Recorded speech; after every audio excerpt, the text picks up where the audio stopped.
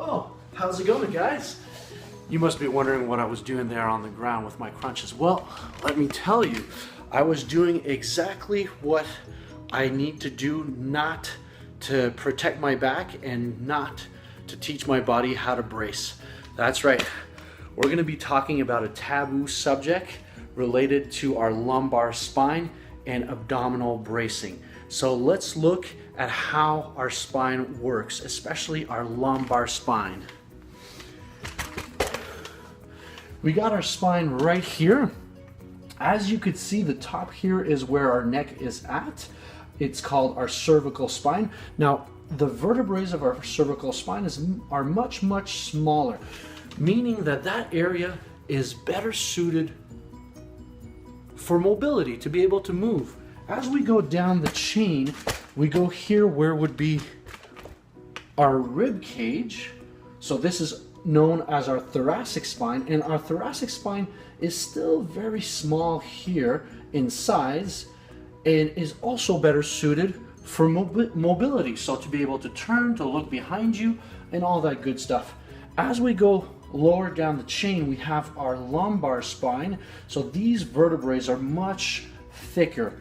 So these vertebrae, one on top of the other, if they go into flexion, bending forward, extension, bending backwards, or even side flexion, they can cause a lot of harm to our intervertebral disc. So here we can have a bulging disc or a herniated disc, and that could cause a lot of tissue damage to our nerves behind it. So in essence, what we're trying to learn here is that our lumbar spine shouldn't move. It shouldn't move under load especially. Now, it can move slightly, especially if we're not holding anything heavy or doing movements that are quick and dynamic, such as kicking or things like that. If we're bracing and protecting our back, we're also protecting ourselves from any energy leaking. So what is energy leaking? When we do any athletic movements and we prepare to have a neutral spine here, like our little player here, so our spine is going to go into that natural S curve, right? A little curve here at the neck, a curve that's going on the outside of the thoracic, and a curve at the lumbar. So that is going to be our neutral spine. If we can brace, so use the muscle around it to protect it, the energy that we're going to be using when we're doing our ginga, doing our movements, our kicks, is going to stem from the ground, going to go through the body, up the chain, through the hips here, and is going to project however we're going to project it, with a kick or with a jump, whatever that might be.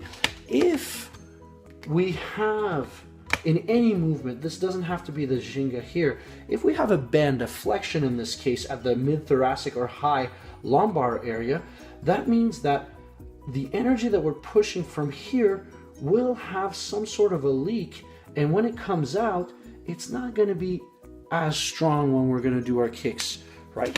Because the energy will leak through our bad posture, and that could also be a cause for risk of injury. So what do we do to mitigate that and to be more athletic in our game? Let's see. We have our skeleton here. Now, our rib cage is just above here, and we got our pelvic bone down here. As we can see here, this area here, which is our lumbar spine, or end of our thoracic and beginning of our lumbar, is very vulnerable, right? There's no bones, the rib cage doesn't continue. So what we're looking at is we're trying to attach our pelvic bone to our rib cage. In order to stabilize our pelvic bone, or to make it somewhat neutral, so neutral would be a nice line here, by making our pelvic bone neutral, our lumbar will go into neutral as well. We're going to use muscles that are right behind here, known as our glute muscles. So by contracting our glute muscles, we're going to be able to stabilize our pelvic bone and be a lot stronger and avoid any leak of energy that may come from our kicks or any other type of movement. We could do this, and I'm going to illustrate this by using a plank exercise. A very simple exercise we go into a plank position, but instead of just holding that position, we're going to contract our glute muscles. So now that we got that going on, we're gonna go up the chain here. So from the top, the bottom of our rib cage, pardon me, to the top here of our pelvic bone, we have our muscle known as the rectus abdominis, or the six pack. We have its friends as well on the side from the ribs going down again to the side of our pelvic bone. Those are going to be our internal and our external obliques. And behind all of that, from the back of our spine, wrapping all around here, is going to be our transverse abdominis. So that's a lot of muscles right there, and they're very, very useful for bracing and protecting our lower back. How useful it is, it's going to depend on how we use them. So we want to engage all of that family of muscles that we just saw. How we're going to engage that is a little exercise here that we could do with our tummy. See how I'm pressing in here and contracting my muscle, also while breathing at the same time.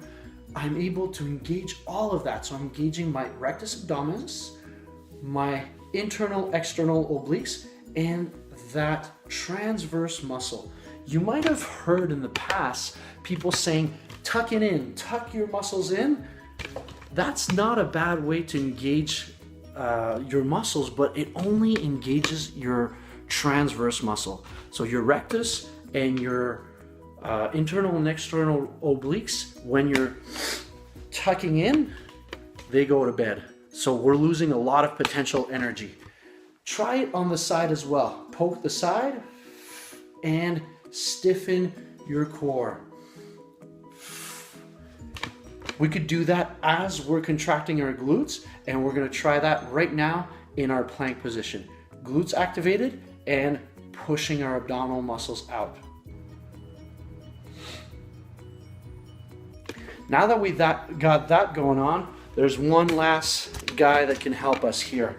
So right under our armpit here, we have our lats, or latissimus dorsi, that start from under our arm, or the humerus bone, right to our lower back.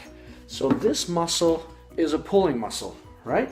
It's the one that we use when we want to do our chin-ups, when we want to go above something. They're contracting to make it shorter here. However, if we go into an isometric contraction, a contraction that doesn't move, we can use those muscles much like a sheet in our bed around us, and it goes all around our rib cage to our lower back. So it helps to stabilize our rib cage and to make sure that we're not moving. Let's see that again. We're going to do the plank, activating our glutes, bracing all of those abdominal muscles, and pulling down to activate our lats. Now, we're not going to hold it very, very long, and that's not the goal. The goal here is to teach our nervous system how to brace and to protect.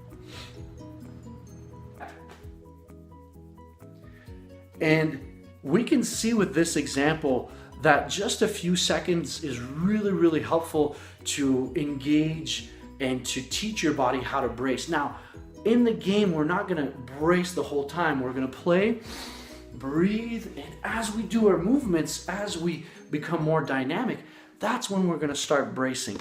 So there's going to be a lot more exercises coming your way, guys, on how to brace, how to protect our lower back, but more importantly, how to be athletic and never let that energy leak out of our way, to always use the potential that we have. So I hope you enjoyed this little clip on how to protect our lower back, how to use our energy for ultimate athleticism in Capoeira. And if you have any comments or questions, please let me know, and I'll gladly answer them and add more to the videos to come. Thank you very much, guys. We'll catch you on the next show.